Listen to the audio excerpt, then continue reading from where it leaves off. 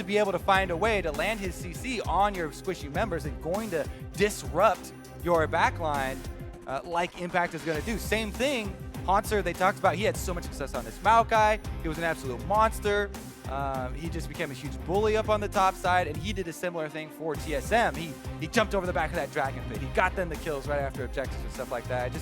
I just think that these teams are so much more at home at playing these styles. They'll probably both draft. I think so, yeah. 5-on-5 teamfighting comps this game, I think. And that's kind of a fitting way to end this best of series, right? It certainly is. A bit more stable, perhaps, for both teams. Welcome, viewers from NA LCS 2, as we are into Champs League for game number 3, our final game of the day. Fun way to end it here. Cloud9 on the blue side, banning away Rengar. 10 seconds for their second ban in this first phase. TSM over on the red, banning that Malzahar again. And there's the Maokai ban for Cloud9. So already the top lane tank pool shrinking. Interesting here. I mean, Shen is still up. The Nautilus and Poppy are still this kind of secondary, lesser Maokais of the current meta, and we shall see which aspect they decide to go with. Because currently, I much prefer, if you are set on doing a front-to-back, kind of standard comp, tanks in the top lane are just better than tanks from the jungle. The damage dealers from the jungle right now currently just have a speed advantage and the early game advantage over the tank junglers that it's just not worth it to change the role unless you have a player that heavily favors that style from previous seasons or something. It's just so much more standard to have tank top, aggressive early game bruiser or assassin jungler to be able to create mid game plays as well as add some extra damage for your team. A mid lane mage, that's a DPS mage. And then the bottom lane, that's going to bring CC and lethality. Yep, to this. Everyone wants lethality. There's Riseman for C9, LeBlanc, Chase joining for TSM as Kha'Zix, first pick by Cloud9. So despite all the hype around Graves, particularly on this patch, just not being first picked by either of these teams. TSM has shown such a high priority on this pick here for Svenskeren. I mean, back-to-back, they first rounded it on both sides. So Cloud9, I feel like this is added weight because of the takeaway from Svenskeren maybe. And it is going to fill that, dueling assassin role very quick from the jungle early on. We'll see what TSM answer with. There is your Graves that we've been setting up for him. Surely this, right? Yeah, Shen Graves to TSM. I mean, it'd be hilarious to me if Svenskeren pops off this game, wins a player of the game and then the series. You kind of wonder, okay, why didn't you play this already? But Cloud9, at least, is with the way the series have gone out, are going to take the Kha'Zix kind of away from Svenskeren here, but are going to push him onto what we might think is a better champion, but maybe Sven thinks differently. Definitely pretty close at the least here. Very curious to see if they actually still do want to go with a tank on the top side. With Maokai being banned and Shen already picked, Shen actually does quite well into Poppy as well. So maybe, I mean, it's so hard to move Impact away from them, but I would love to see this. Yeah, Impact just going to take the Rumble instead. So you know what? I'll play the carry matchup this time and see how I fare. Jhin there for Cloud9 as well is particularly interesting because Varus is still available. And for Cloud9, even though we say the other roles are typically less efficient tanks, Smoothie, they have Smoothie, who has been not only one of the very best supports in the entire North American LCS right now, but also he has played quite a lot of the Taric of the Tahm Kench. If you have Taric on your team, a squishy comp that's invulnerable for quite a while, pretty good. It becomes a little bit less squishy. So that's still an option. Yes, it does mean that you're then laning with a melee for that laning phase, but that is another, look that Cloud9 could go to balance out a little bit more front line for themselves if they really do want to work around that. Or they could also go for that super high damage index. Well, here's Ash. So we welcome NA LCS 2. May have missed you in the first time, but welcome, guys, as we're halfway through this draft for game number 3. Ash pick there for TSM's interesting. Going to let Varus go. Cassio banned by TSM. Syndra banned by Cloud9. And again, we're in a similar position to game 1 where I think both these teams just going to go after mid lane in the second ban phase. I like your point there in the middle about, bypassing the Varus. Because usually right now on this patch, we're like, no brainer. Varus is your pick. That is the go-to marksman. However, TSM are making a very clear choice right now to go for more global presence, more picks that they can start off with the Ash Arrow with Shen, That is the one thing that Varus doesn't bring that the Jhin and the Ashe do, more so with the long-range engages. And that is what they are going to bank on here. Good read, though, on the Tom Kench. TSM ban away. It's good against the Ashe and with her. So going to take that away from Smoothie. Cloud9, where do they go with this second ban? Again, it's probably another mid lane ban. I did spy Reaper over Jensen's shoulder, so probably discussing likely picks and matchups. They actually will go support, though. So trading bans, if you will, in phase 2, banning away the Nami. And now TSM, what do they go for? Is it Karma? Could very well be. And it's either going to be, you know, the Karma or the Zyra, either of which, if you're thinking, oh yeah, I'm going to bring some more, you know, frontline presence to the team with this Taric pick, laning phase with a Jhin Taric into an Ashe, either Karma or Zyra, is incredibly scary, especially since Shen being your top laner adds that cross-map play possibility. So that might actually dissuade it there, but we shall see. As C9 have to lock in both before TSM show their mid laner, and Jensen is going to have to blind pick again, allowing Bjergsen to answer with whatever he pleases. Bjergsen's actually counterpicked every game as well. They drafted pretty much identically in game number 1, and the early Ryze pick meant that Cloud9 had to show something. Echo maybe locked in here for C9. It is Echo there for Jensen, unless Impact and Jensen are doing something real zany with their mages, and now Smoothie has to round out the comp. He knows the support he's playing up against. Does he go for the Zyra? Does he want a defensive support? TSM, I think, smartly taking the more teamfight defensive support away from Cloud9, because like we kind of expected, it should be a pretty scrappy looking game. I love the oohs and ahs over the mouse overs, but yeah, kind of as expected here. I mean, laning with Jhin plus Taric would be a bit much to ask.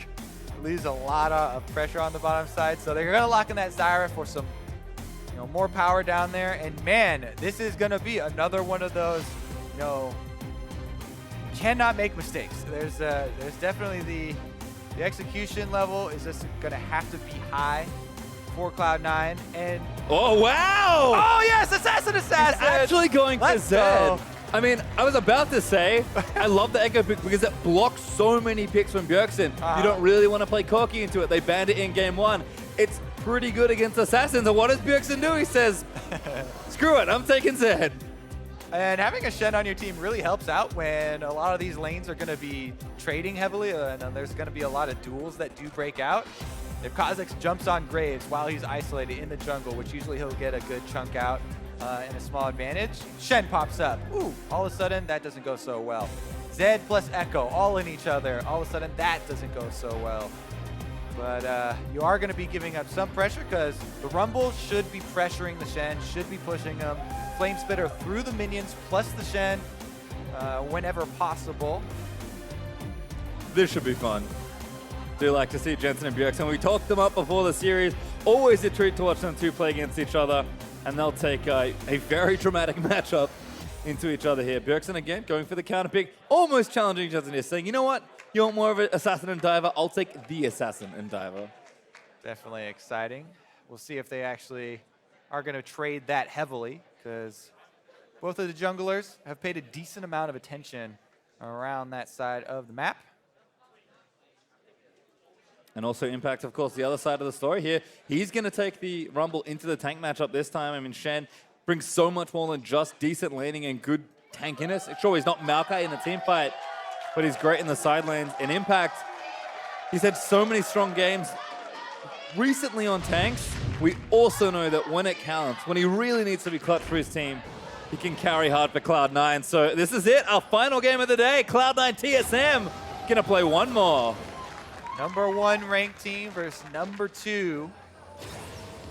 And even if TSM win and hand Cloud9 their first loss, they still will hold similar positions. All right. See if both of them start Raptors this time around. Last time around, I do like getting that early ward in there to either give you the early intelligence that they're working on Raptors start, or even dissuade it.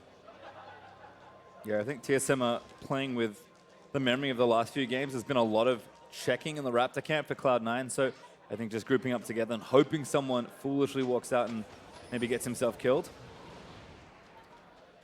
All right, let's set up the early stages of these lanes and talk about why why we expect them to be heavily trading. Actually, 3v3, more than Haunter wants it. Invade. Goes in for a What's force the flash from Impact. All right, that's an early flash down. Now let's revisit those lanes early on. Pastry, Rumble, who usually likes to get, pushing lane with Flame Spitter and trying to harass at the same time, now incredibly vulnerable. Does not have flash for Impact. This is definitely going to be a target zone for jungler intervention.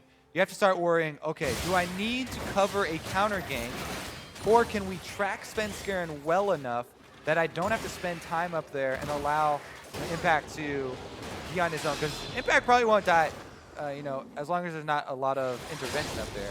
Rumble, even without flash, should be fine. He actually took a bunch of health, a bunch of damage there. It carried over because he wasn't able to base. Plus, I think he might have taken one hit from the Golem. He's even lower than I last saw him, but he's coming in, no flash, half health into the matchup. And Svenskeren is still on top side. Going up towards Krug signals he might make a visit over, or he might do an early recall and then go down to his blue quadrant. We'll keep track of Sven after doing that camp. Sneaky eats a big chunk of poke though from Bifrost. Level 1 can be tricky sometimes. Yeah, I mean, bottom lane also is going to trade heavily, but I'm so curious about top side because Shen landing a taunt is so easy when he has flash advantage. And Haunter should be able to set up a Graves. And Graves is moving there right now. Yeah. It's just that Impact, as we said, like, comes this mental game. Is he coming to get me? Am I going to actually fake ward? He walks down to make them think he's used his trinket ward. I believe he used it early on in the invade. Yeah, it's somewhere else. So Svenskeren gonna take the Scuttle Curb instead. Impact maybe didn't have it up. Yeah, that was weird with the spectator then suddenly showing that he now has cooldown. But anyways, fake warding is definitely...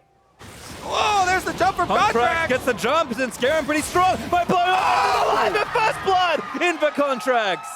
Oh my goodness, Contracts immediately taking advantage of the situation. Svenskeren in full vision. And I said later, if a Kha'Zix jumps on the Graves where they usually have this burst advantage, can get turned around by a Shen. Shen's still level 3, not gonna help you out there. And that's pure 1v1. Contracts flashing over, who doesn't get hit by the second activation of End the Line and gets in range for the kill.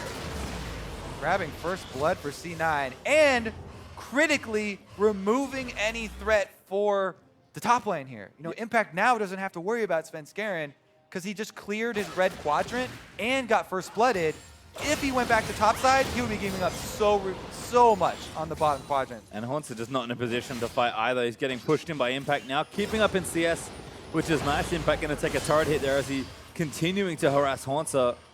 But the rejuvenation bead's going to have to work overtime and then some to get all that health back from Rumble. Man, Impact gets to play out the Rumble harassment anyway. Meanwhile, walking over a ward here initially is Contracts. Still going to be able to steal away. Actually, Sven should check this because they saw him walk toward the area. Not going to check. He's going to eat damage instead. Contract isolated him again. Svenskeren going to go down against Contract. Gets another. I almost want a replay because I thought he walked over that dying ward. He did, but they thought he was just at the Raptor him out camp. as well? Yeah, I think they just thought he was at the Raptor camp though because they don't have any other vision. Yeah, all right, well... Regardless, he face checks and Contracts is waiting, so... We are going to find that replay so we can get a vision toggle and see if they actually saw him walking over the ward, because if they did, that is just... that is no respect at all, and you deserve what you get if you don't respect that invade. Contracts returns to the scene of the crime almost, because another kill on the Sven. Let's take a look at this. So, the ward is just... There was a yellow ping. Maybe that... I need to know whose ping that was then. Because it could have been C9 pinging that they saw the ward dying. But he stepped out just as it was dying. So that was close. I'm going to give them the benefit of the doubt and say they didn't see that dying. Because that could have been Cloud9's ping saying, a ward just died here. Now I'm going in. Either way, though, this is going to be huge for the early game. As this is a very snowbally Kha'Zix. Sven certainly looks surprised. Kind of rubbing his brow after that play. It's been tough for him. 2 deaths already handed over to Contracts in under 6 minutes. Sneaky and Smoothie also getting their push on here. Ash does go back for the early BF sold buy, so total looking good as far as early items and CS goes. Impact up here as well, although Haunts is actually keeping pretty close in CS. Impact though almost always have that damage advantage, so got to play carefully around the Rumble. Also though, again, just taking what CS he can.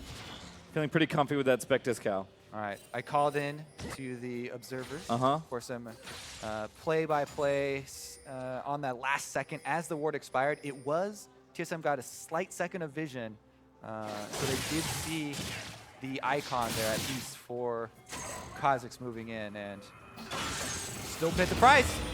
Let's see though, because that is in the past. Now what is he gonna do with it? Kha'Zix is off to a very good early start. Plus, he's got the advantage of the challenging smite over the vision for Svenskeren. So he just has complete carte blanche to just run over anywhere in the jungle and basically create any sort of plays the team wants to go with. Another interesting rotation from Cloud9. Not really behind in the lane, but actually moving topside to pressure Haunter off. This is dirty. Walking past the turned off ward, wants to go punish him again. Firefrost is here as well. Gonna try and steal this away, I think, with the smite. Really wants it, might be too much. Doesn't get the smite off, does get locked down, but the ultimate's gonna keep him safe. Yeah, early smite there. Isn't gonna cost him, you know, any other summoners or any amount of health, but gonna jump out here and Biofrost rotating up as expected here to try and catch this wave and match the 2v2 for TSM. TSM really just trying to stabilize here. As game 3, the deciding match, they want to at least get to the point where they get to combine their Ash Arrow with their Shen, stand united. Bjergsen though. Really nice here from Jensen, gonna have to commit the ultimate. There's Shen as well. Not nearly enough. Jensen saves his ulti as well. The first Shen ultimate before you've started to get any sort of cooldown reduction as well. Very long cooldown, and Jensen gets that one out with almost no effort. Didn't have to expend anything there.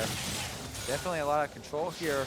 Going Cloud9's way and removing a lot of the comeback options that TSM would want to try and use. The other one definitely being that Ash Arrow that should come in soon for Turtle. Well, it's been a while again since Bjergsen's played Zed. This is the first time he's ever played it. This split, of course, is a trademark Zed player. Time and time again. I was kind of wondering when he was going to feel like playing it. Looks like today's the day, but Jensen holding steady in the mid lane. Nice and safe on the Echo, particularly with Chrono Break available. Good taunt by Haunter. Forces Impact to equalize. That could be a solo kill. Haunter grabs it. All right. The question is, who will step up for TSM to get them out of this situation? Haunter says, They've got more problems to deal with, though. Yeah, Contracts and Jensen teaming up. Bjergsen still hasn't gone for a recall. Yeah, a good chunk of gold in his pocket. So wanted to base, but the turret was under threat. Svenskeren does what he can to save him, but Bjergsen's got no ulti. Jensen still has Chrono Break, so Svenskeren just going to have to help him shove in the mid lane. Yep. One of the things Graves does best. Tax your lane. Come on, shove minions. Help you out for a purchase here. Honestly, with Bjergsen opting to go for this lethality early build, he's sticking around to do another wave. It's interesting because in the pure 1v1, having the extra, Hex Drinker rush is always super nice. But having the extra damage to be able to, kill them in the all-in or kill someone else if you're roaming maybe bottom or something is an interesting give and take here. You're a little bit, less tanky, or a lot less tanky, not having Hex Drinker, but does give you that extra kill pressure on somebody else. Been spotted by a nice ward from Cloud9, so this lane gank not going to work out. He hits the recall button immediately, so won't waste too much time, but I like the thought. Good cancel from Sneaky of Wild Turtle trying to set something up with the arrows. Svenskeren going to recall further back in the lane, but Cloud9 know that mid and bot are a little safer.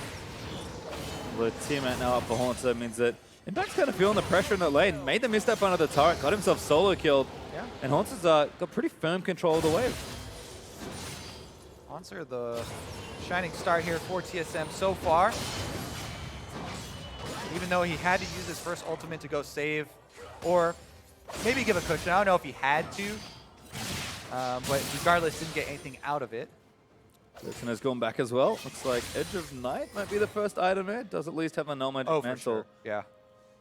which makes sense given the mage matchup. Edge of Night's just, I mean, of all the many wonderful things it does, the fact that it's kind of like a Hex Drinker that does even more damage is, I think, for me, the thing that pushes it over the edge. Yeah, definitely the low cooldown on spamming your shield is super Yeah. nice. The one thing you do lose out on here is that Hex Drinker's super early impact. Super cheap. As soon as you combine it, you have this giant shield. And Edge of Night, you just have to wait a little bit longer to actually combine it. Turtle, though. Good arrow. Has to get out from Smoothie, though. Snag gonna land. Firefrost here to save him. Strangle Thorns. Turtle gonna flash. Heals as well. So who else is here? C9 TPing Impact in. Ultimate is available. Contract's also here. Great equalizer from Impact. Firefrost burning down. Gonna dive on the Turtle. Sage United needs to be completed. Slap complete! Does go down. Contract's gonna fall. Firefrost actually gets it. Yeah, even though Contracts blows up, that's going to give them control of this turret. They should be able to get first, or they already got it in mid lane, but they should be able to get another turret here for C9, overloading on this top side. It should be answered by TSM on the bottom side because Sven is already counter jungling down there, but going for that 1v1 trade, TSM actually in the hole right now isn't the worst thing for them. They're able to get a counter kill on the Contracts. They're able to trade an outer turret and stabilize a little bit as far as that gold is concerned. And there's your Edge of Night completed for Bjergsen. So now he has bypassed that little area of uncertainty and should be able to spam that anytime he goes in for a move, be able to negate the first spell. There's tower in for TSM. So after all the trades, it's 2,000 gold ahead for Cloud9, and Jensen in particular will be happy to have gotten bonus gold from that first turret in mid lane. He's going to force Bjergsen up top. He's going to start split pushing, or at least taking that sideway farm. Total going to commit to mid lane. Doesn't have a turret to fall back to, but it's probably the safest place for him to farm and can be impactful with the arrows as well, because Ashe will need to build up more farm for this game. Definitely true. Turtle will be in a hole for a while. He's going to have to, Essence Reaver is completed. Yeah, you start getting some cooldown reduction and throwing off these arrows, but definitely not going to be the damage output of Sneaky, who's already off to the races with his own Edge of the Night completed. So C9, now it's pretty much opposite situations from last game. C9, they're the ones with the early lead, with the damage-heavy comp, looking to snowball, chain these outer turrets, and start pressing TSM in. You want to starve the enemy team of resources. You take all the outer turrets, move up your ward line slowly, so you deny jungle farm. You make them walk the long routes between their lanes, so it makes it more difficult to farm as well. And the counter there from TSM is, can you hit your Ashe arrows, to pick members of Cloud9 off and try to get back in that way? Well, much like we saw in Game 1 and a little bit in Game 2, it's tricky when you're losing on the overall map space to have vision to make those plays, so Cloud9 should be holding steady.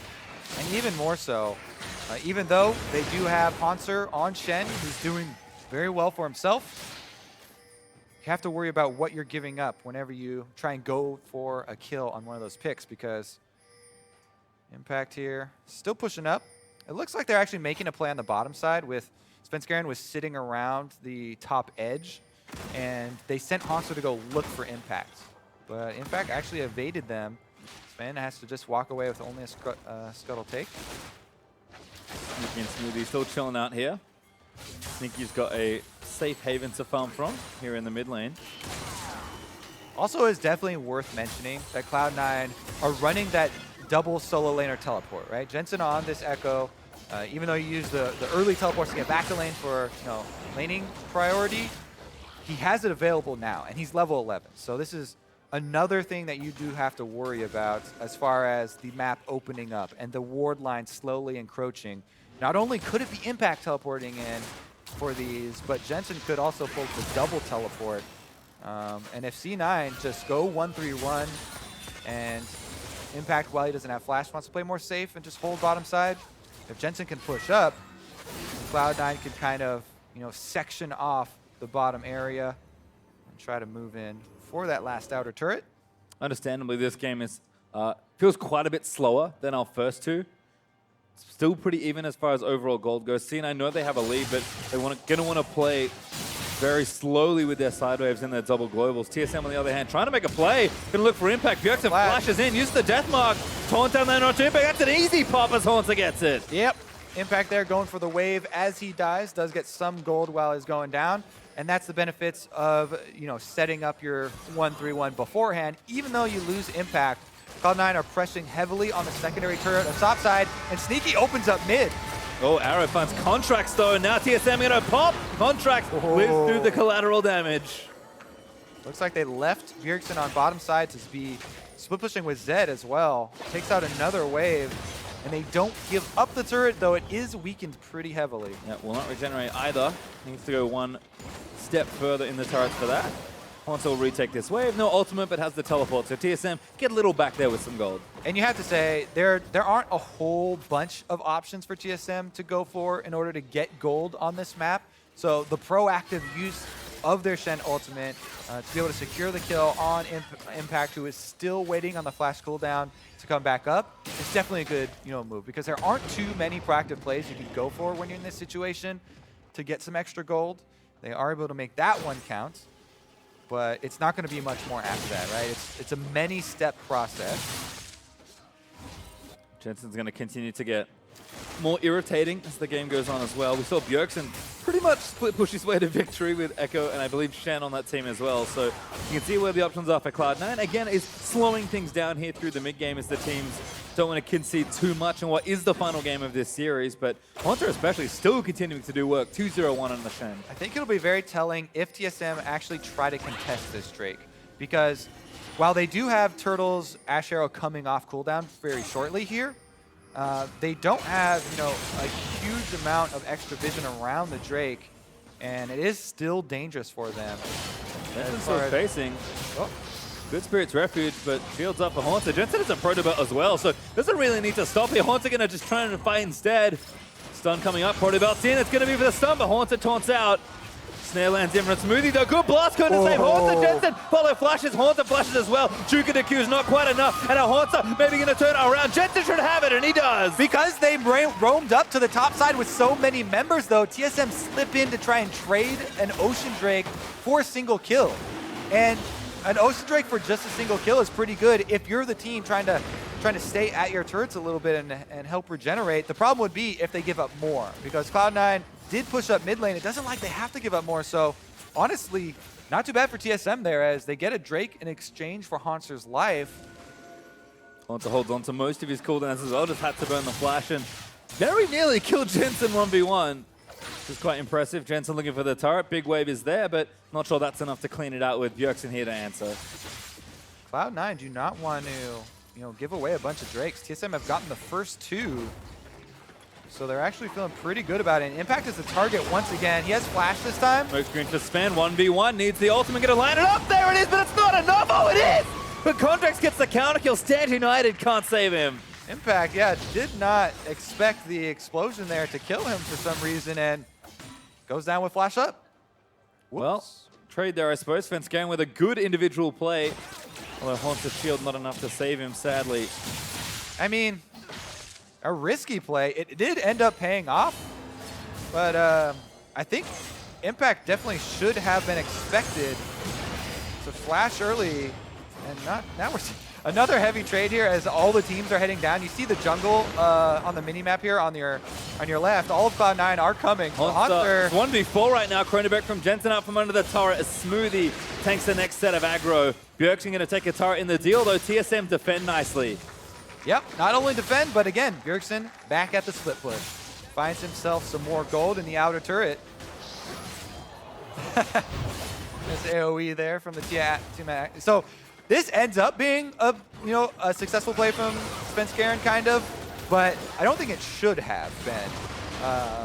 As Contract goes in, and they did use the Shen ultimate there too. So a decent amount of resources expended, but all in all, the gold back to even, TSM Drake advantage, and Cloud9 are gonna have to outplay them here because they don't have a tremendous amount of reliable crowd control to set up their team fights with. It's so much more about zone control. They have a lot of areas that they can control with Zyra ultimate, with the Jensen Giant Shield, and the Rumble ultimate. However, if they don't fight in a jungle corridor, TSM might be able to evade those and take out a lot of the power that comes with it. And again, they're still waiting on some of their members to grow up as as well. Sven, he's strong. Bjergsen also strong with the early lethality, but Turtle will scale nicely into this game. Biofrost should be helping in team fights as the more defensive, team fight-oriented support. And Haunter is continuing to get stronger as a tank and should be impactful throughout the entire game. It's not saying that Impact won't be. His Rumble should be nice in team fights, but much like in Game 2 for TSM, the barrier of execution is just a bit higher. And TSM, given that they've managed to find a way to catch up in this game and even it out, should be happy now to go back, play it a little slower, let Turtle get stronger, and if they see an opportunity, take it. Little Ninja here with a spell shield makes walking through enemy territory a lot easier. Bjergsen easily able to get out here. And you're right, I mean, the margin for error is very low with those types of compositions. And TSM have actually been getting a decent amount of gold back into this game by their Ignite Zed split pushing, as no one could really answer Bjergsen getting to his double lethality already, and it looks like another one quickly on the way. Cloud9 do jump on him though. Going in for it, Jensen trying to start things off. Jin ultimate is dodging it around. Biofrost hits the next hit. Haunter onto Speng with the Stand United. Now let's turn it around. Arrow lands on the contract. Get a taunt him in. Tripping it up, but Jensen takes out Sven on the other end. Now Sneaky getting jumped on by Bjergsen. Bjergsen flashes in with the The pop is not quite enough. It is though with the Ignite. And now Impact taunted up by Haunter as the rest of TSM come down. TSM able to take down 3 members of Cloud9 and should be able to get dead. No, Whoa! taunted as well. Pops Azonias has the chrono break. He killed, but it's in space. I think he's going to go down in place. Excuse as Jensen dives back in. He wants a trade, but that's an ace for TSM. I think Smoothie walked in too close to the shuriken there as well. Bjergsen got the full kill there. That's another. Got the bonus kill. Another one, yeah, bonus kill, pass through. Ninja accuracy at TSM. We said, you know, margin for error for Cloud9 super low. They did not meet that margin. No. TSM absolutely break this game wide open. 5 people down, 2 extra turrets for TSM, and a healthy gold lead to boot. So what Cloud9 are thinking here is that they see 3 members and they account for the Shen, but they still think, okay, 5 versus 4 is maybe the best opportunity we get. That Rumble ultimate, 0 damage out of that thing. Contracts gets nailed with the Ash Arrow, so TSM evened it up very quickly there, and Haunter's just chasing off everybody in the backline as far as the damage. The only one from Cloud9 that got anything done there was Jensen, who quickly dove the backline and was able to kill Sven Skaren, but that's it. And let's see Smoothie here, because deceptively, he doesn't. Oh yeah, Bjergsen. See, he did. Shadow in, shuriken down. That was full range too. That's smart from TSM. They used one ninja to cover for the other ninja. Haunter, I think, was on top of the shadow model. TSM, though, reap healthy rewards. 3,500 gold up now with a Mountain Drake to get for themselves, if they'd like it, up in 3 seconds. They have one already. A second would be awfully nice, because every time they win a fight, they'll take the maximum on objectives. Threatens Baron nicely as well, and this should be going over cleanly. Contract's almost in the area for a steal, but I don't know if he even wants to try and take it. Nah. Not worth it. Just not worth the risk. Instead, they'll give it over to TSM.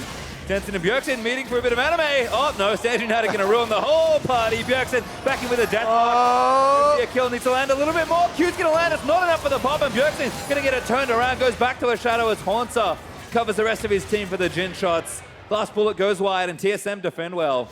Yeah, I mean, with all those ultimates being used, you know, if you take out more and more of these variables, it favors TSM, who are already ahead, who have stacked up all these dragons, who have control of the map, who have this gold lead. So all in all, even though nobody dies there, I think that's advantage as far as the skirmish goes to TSM, because they're setting up some vision around Baron. You know, they get to easily reset after that. And even though Cloud9 are trying to clear it out, it's going to take a while. Well, there again, everyone's still powering up. Did he get the last one? Yes. Nice, got all the wards there. He had a pink ward there anyway. Yeah, well, makes it easier. And now Baron Vision back in control. TSM with an instant question mark ping to the area. So aware that don't want to give that one away lightly. All right, let's see what a comeback looks like for Cloud9 then. Because you still do want to, you know, jump on TSM unawares. Even though, like we saw, they're pretty good at counter-engaging with Shen Ultimate and Ash Arrows. You know, those were the 2 members that weren't with the 3-man squad and can add to that team fight even from afar. That's still the angle you want to go with if you're C9. Jensen can't make any headway versus Hanser now that his Spirit Visage is completed on top of his Merc Tread. So Hanser there was the one to really hold his own in the lane phase, got himself a solo kill. And he has been doing quite nicely for them. And then we talked about the TSM with Ivan Nakai. Contract phase check-in. Arrow lands in, hits Contracts, damages there. Bjergsen wants to try and finish him off, and Skaren able to clean it. These are why we keep saying margin for arrow is so low. There's no one who can safely take an arrow. Anyone who gets hit with this arrow is going to have huge health percentage loss. Contracts last time, dead. Impact this time, dead. Baron now, possibly dead.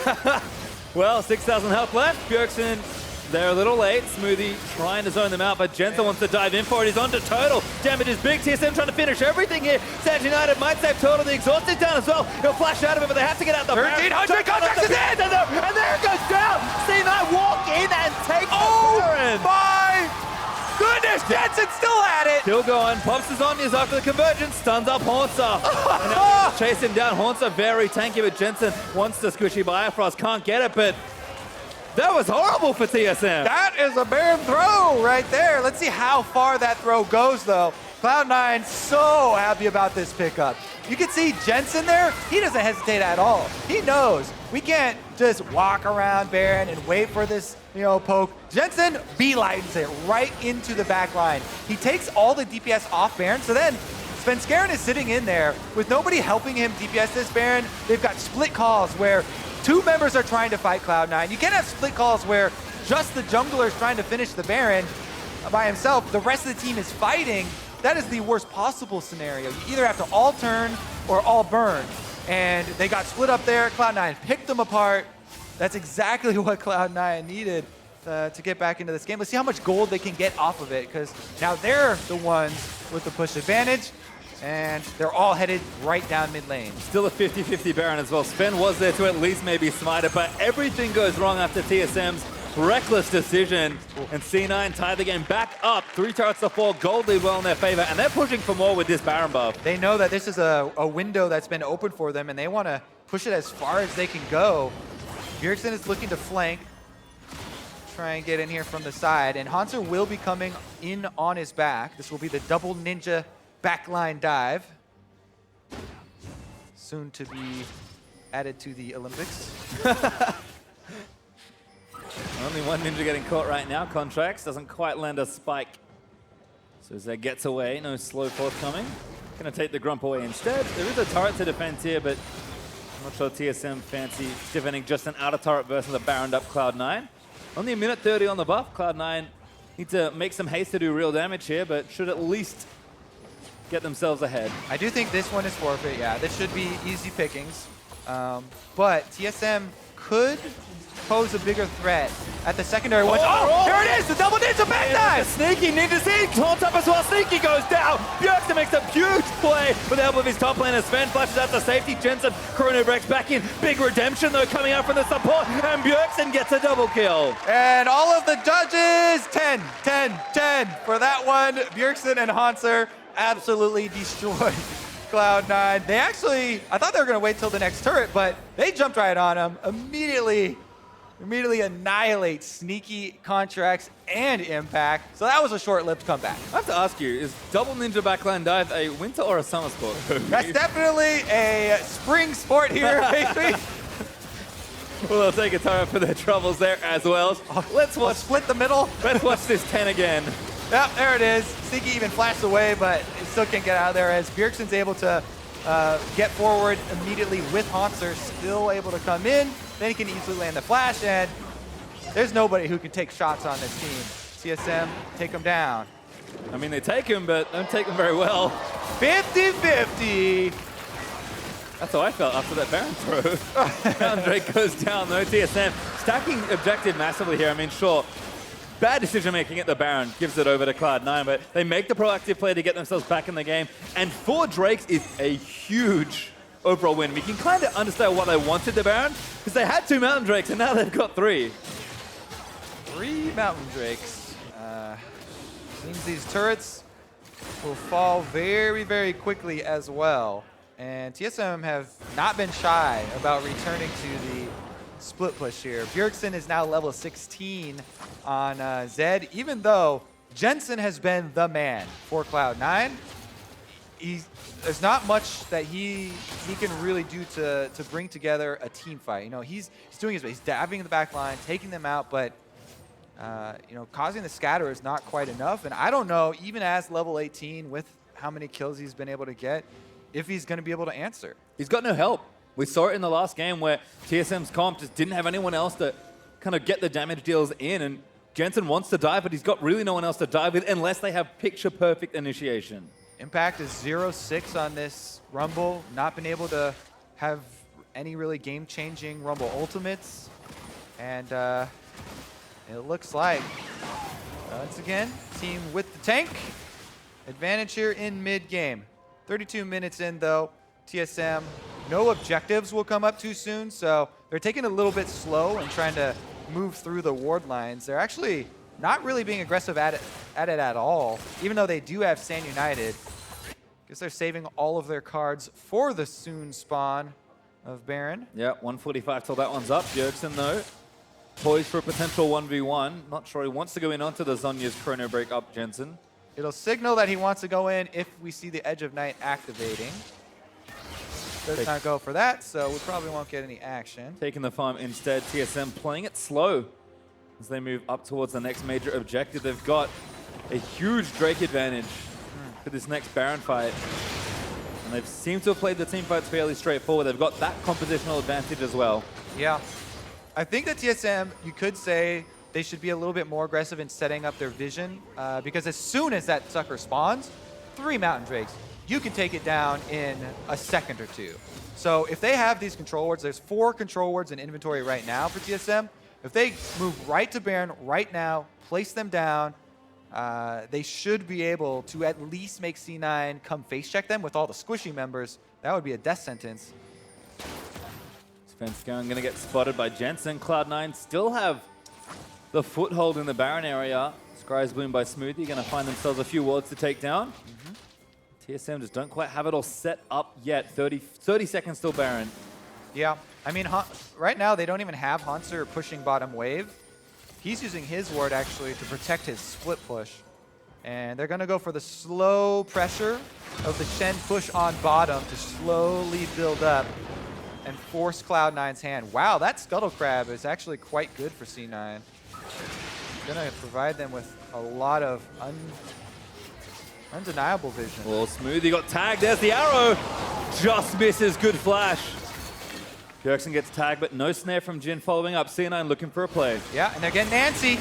They are leaping in. Some poke on the Svenskeren, but Haunter is now starting to provide even more pain for Cloud9. He actually taunts back towards the wave to get the push started. Yeah.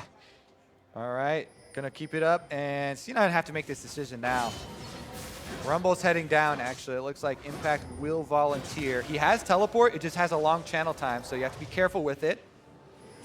Jensen down here as well, actually, so they're going to use 2v1. Oh, they spotted contracts.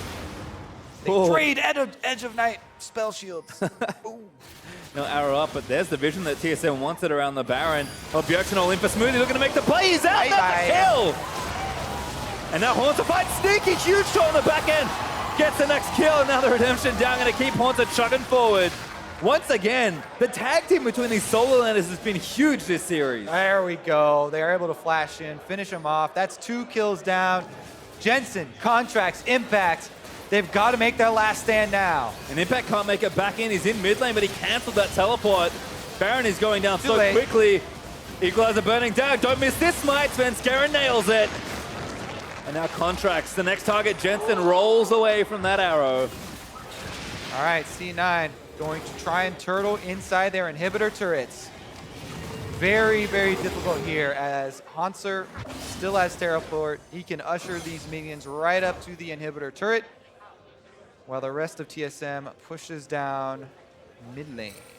Oh, actually, Jensen is just trying his best to make this one a Cloud9 victory. He's still at it, takes down Wild Turtle. maybe it buys them a little bit of time and deflates some of the momentum of this Baron buff. Let's take a look at it. Turtle, He's just chilling. Turtle did save his summoner spells though. Ow. So yeah, I guess he was like, yeah, Jensen's there. All right, I'm saving my summoners. I mean, I like that decision from Turtle, but Jensen just erased poor Ash off the map. I mean, almost 6 Adam Echo, excuse me, is going to do that. Jensen at 4-1-0. He is very tough to handle. Oh, double into Bjergsen's backline dive received a new again. mission. All right. First heat's down. They scored a 10. Here's the second heat. Can they cancel it? Oh, my God. I cancel by killing him, I guess. Jensen stuns one up, but he's coming out of Zhonya's. He should go down here. Bjergsen going to stab him straight in the back. Ay, that damage from Bjergsen. All right, well, let's see about this. Is anybody even going to get close to try and steal this? Sneaky W, put your faith in that. Is anybody going to stop Hansa while Turtle's back alive? They have no teleports. It's not looking good. Somebody block it. There we go. They're what? Oh? Sneaky. Oh, that looked close. Svenskeren another clutch smite, though. We're going to be okay today. Decently close, but they are able to secure it. And TSM move forward. Baron and Elder Dragon on. Split push already in motion. And Cloud9 in defense of the Alamo. Can they do it? I mean, Jensen's still dead for 10 more seconds. Turtle snared up. They're looking for him. Bjergsen going to take the first use. Svenskeren now joins in. Turtle. Huge damage. I need to heal him. Hansa running interference. Turtle gets the necessary healing. And that might actually stop this phase of the push here. Yeah, what a rally there from C9. All damage focused on the Turtle. Buys him some time. Turtle's trying to lifesteal off of whatever he can. It's a little bit of health from the jungle creep here, but TSM's still going to return. Turtle just going to be cautious. They need to break here. Turtle put in the warlords. Do his best use he can. Needs to hit a couple champs though. Inhibitor goes down. TSM just have too much damage. Cloud9 can't stop the first one. Where are TSM going next as they make their way topside? Even with all of those shields, Turtle dropped down to 44 health right before the redemption came in to heal him back up. Looking a bit healthier now. Yeah, still keeping up the push, and he still has his flash, so he held on to that. Cloud9 backs against the walls. Talk about backline, actually. Smoothie and Sneaky down. It's the finals of Double Ninja backline dive. Oh, good catch. Smoothie deleted. And now Svenskeren going to ride Hansa in. TSM take the top lane in here. Cloud9 are running out of stuff to defend. Next to start number 1 is where TSM will turn their attention to. That's going to go down. Cloud9 trying to defend. Impact burns the ultimate. It's just getting a little desperate. Jensen dives in onto Hansa. Contract's almost dead. Svenskeren almost gets sniped by Jin though. And Hansa still fighting out. Bjergsen into the backline wants to try and take him down. Ricky goes down to Bjergsen, who's now dominating. Svenskeren gonna get jumped up by Contracts. Good exhaust over Biofrost. And that's gonna be a kill. TSM, they storm the throne room. Can they topple the kings of the NALCS? They will. Handing Cloud9 their first loss of the spring.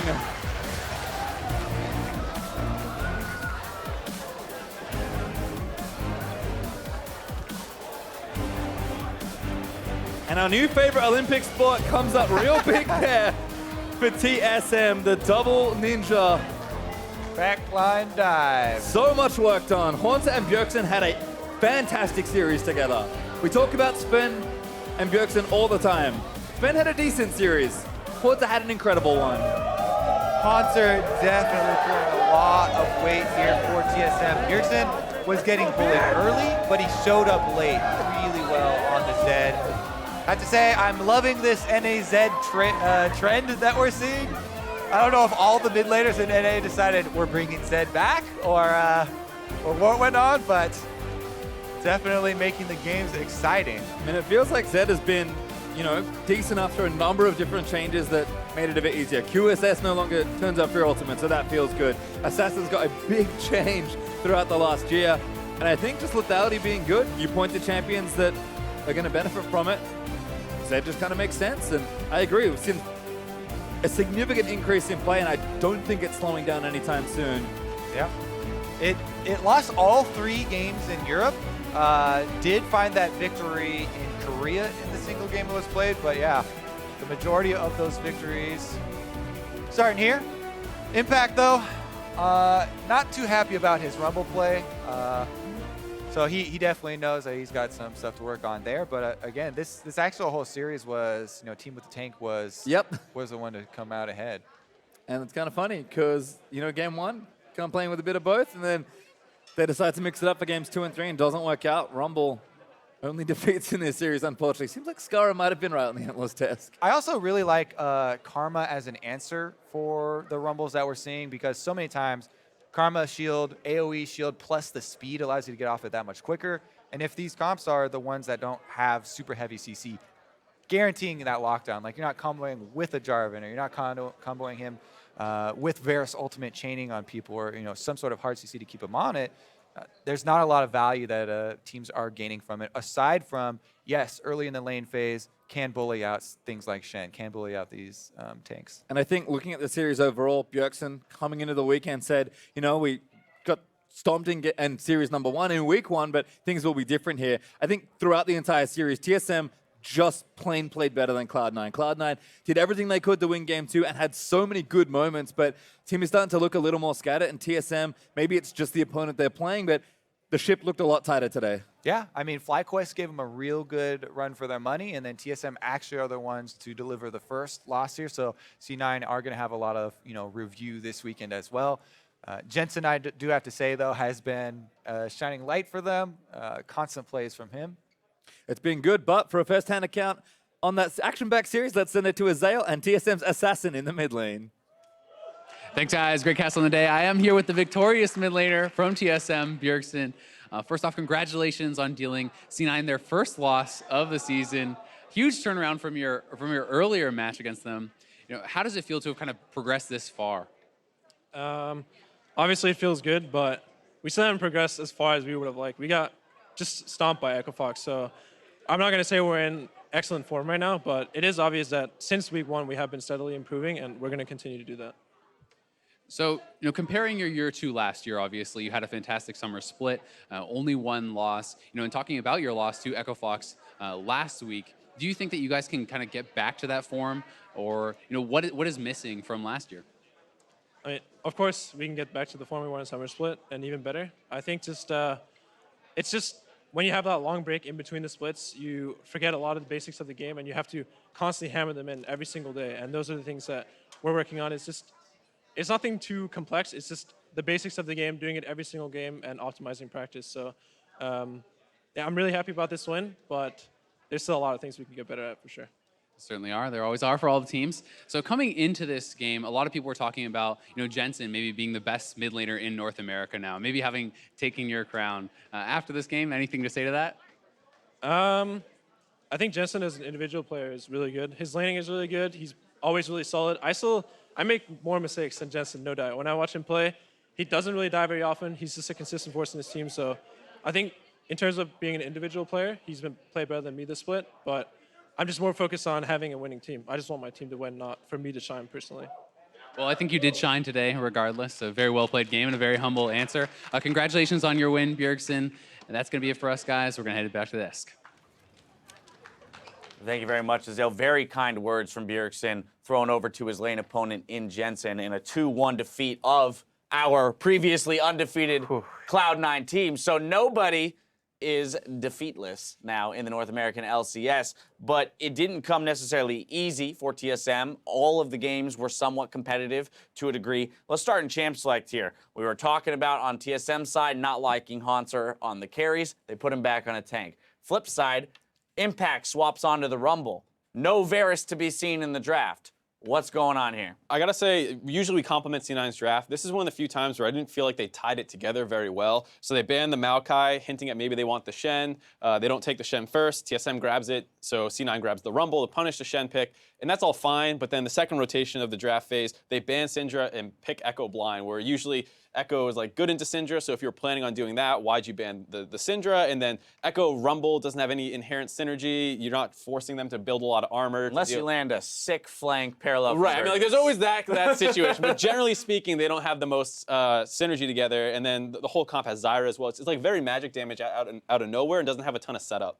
So overall, it didn't feel like one of the comps where usually you're like, oh my god, this makes so much sense. C9, this is one of the few times I'm like, what Not were they the most thinking? cohesive or even directed composition coming out of Cloud9, but on the flip side, Scar, TSM makes adjustments that you wanted to see. I mean, obviously, I'd like to see Hanser on tanks. I don't even necessarily want to see him on tanks, but I know he can perform well on them. So, but I don't want to give it all to Hanser. Like, sure, he played really, really well this game, but like, if you look at his lane opponent, Impact had a pretty bad game. Like, usually I consider Impact to be the best top laner, if not like top 2 in the entire league. And he gets solo kill because he overextends into tower as Rumble. That's like a really rookie mistake in my opinion. The fact that that was a huge swing in terms of the pressure for that lane was terrible for C9. Right, what should be considered pressure lane for the Rumble got turned pretty much with that kill. Right, I mean, that's the big thing is you pick the Rumble to counter the Shen. You have some weird early swapping going on, which I didn't quite see the point of coming out of C9. And then, yeah, your Rumble messes up, he dies, and you lose pressure over the Shen. And then you get into this weird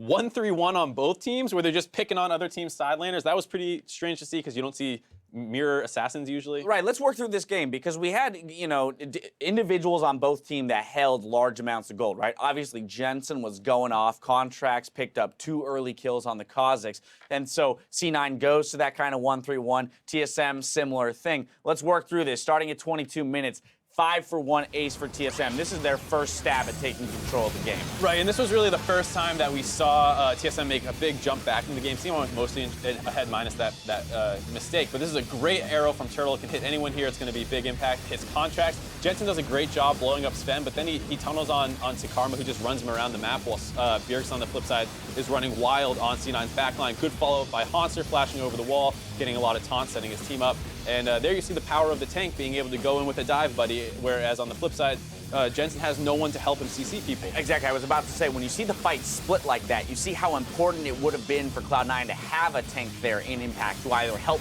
peel for his backline and be a wall, or to be that dive buddy for Jensen to give him more permission to move freely through the back, because we saw him go into that backline, immediately eliminate one person. If he's given more freedom to work through the rest of the team, or Impact is in a position where he can keep more people alive, hey, that might work out for him. This is 27 minutes into the game. C9 is going to steal this Baron here, plus a 3-for-1. So I'm not really sure what was going on for TSM or Svenskeren here. No smite coming out from him when it was already dropped 400 health off of the Q smite from Contracts. Yeah, it just looked like he wasn't ready for Contracts to make his move that early with the Baron health being that high. Bjergsen also turned off Baron kind of alone, got turned on and blown up right away. And this is right after we thought TSM was in control of the game, so they make a mistake, give it right back, but it's not over yet. C9 with that Baron buff have bad formation here. And Bjergsen finds the look as soon as the edge of night goes down.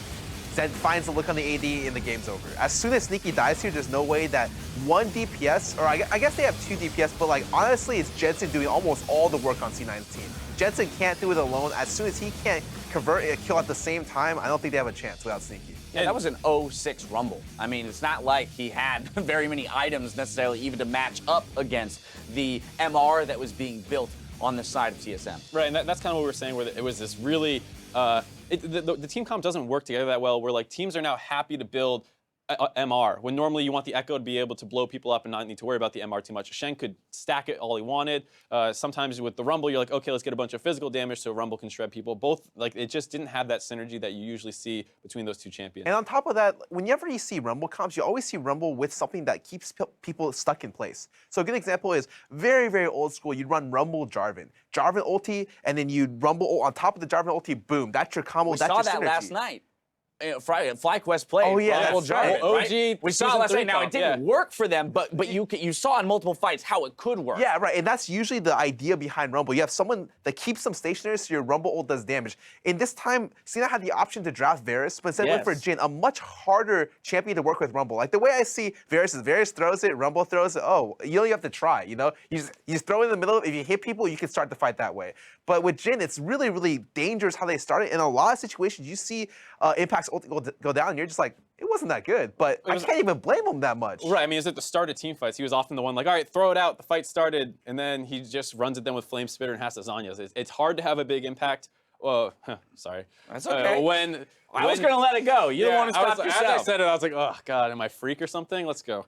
But I don't think like it was Impact both played bad and he was not set up to have a good Rumble game. Yeah, very much so. There was some peculiar things from C9 in this draft, but again, it might be to a degree them trying new things. As we talked earlier in the day with some teams kind of stretching their draft, hey, well, the meta's changing. You've got to learn somehow what will and won't work on the LCS stage.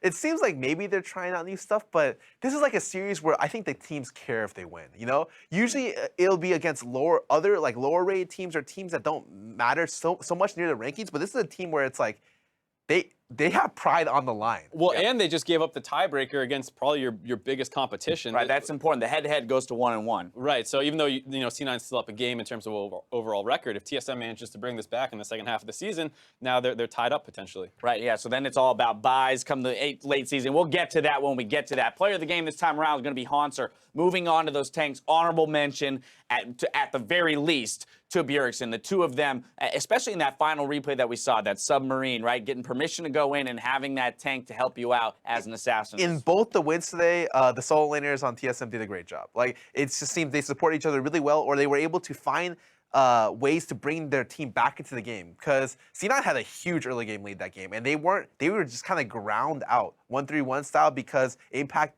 died and wasn't able to put any pressure. Yeah, I think that's a great point about how we saw with the Orianna Maokai synergy, this time with Zed Shen. So that they have different comps, obviously, that they're very on the same page with. Now, what's your guys' opinion on where Bjergsen's at as an individual this season? Because he himself just spoke to it, where he thinks that Jensen as an individual is playing better than him, but that Bjergsen this season has put more of his focus on playing for his team and getting them the victories. But we do know that he's been the focus of some criticism for last week, some missed Orianna ults, and maybe not matching what people expect out of him as an individual. I think a lot of people ask me about to rate mid laners. I'm a mid laner myself. They're like, what do you think about Jensen? What do you think about Bjergsen?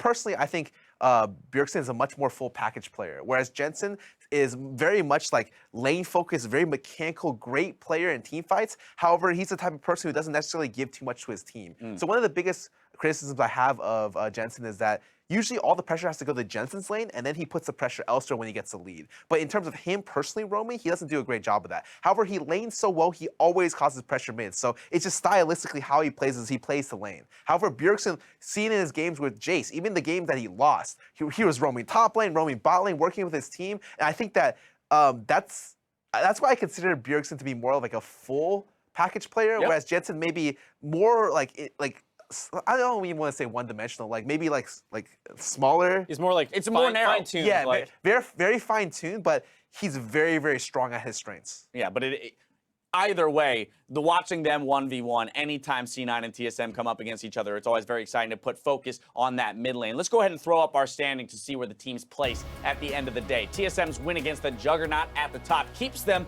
in second place, while Cloud9 continue to hold on to first in the face of that loss. CLG joins Immortals and Echo Fox in fifth, and despite picking up their second win, Envy will remain in 10th place. Now, there's still more league action coming your way tomorrow, so we begin our day with a battle for second place between FlyQuest and TSM. Then Meteos and Phoenix 1 face off against his former teammates on Cloud9. Over on NA LCS 2, Immortals take on Echo Fox in the Battle Theater with Team Liquid versus Counterlogic Gaming later on in that day. NA LCS 1 games are loaded there with the battle for second place, followed by C9 versus Meteos. That's going to be a lot of fun. What games are you guys looking at? I think TSM FlyQuest is a pretty obvious one to say, but especially after TSM wins today, everyone was expecting them to have a really difficult this week. This week they're playing the top two teams, but now they have a really good chance to actually get a huge leg up on the other teams that seem to be vying for those two buys coming towards the end of the season. And the thing is, it's like, I also want to really point out that series because FlyQuest plays a very different style than C9. So it's like, maybe TSM can beat C9,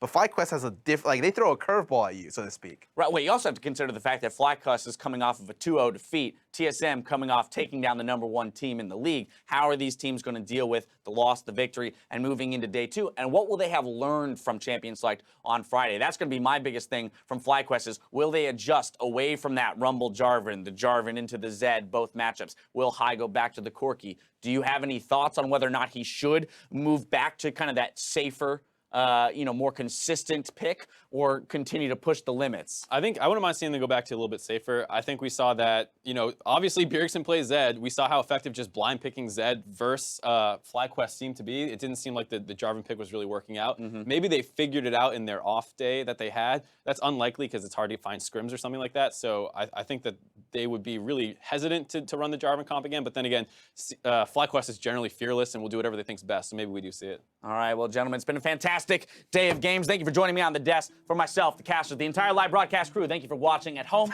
and we'll see you tomorrow for more North American LCS. Good night.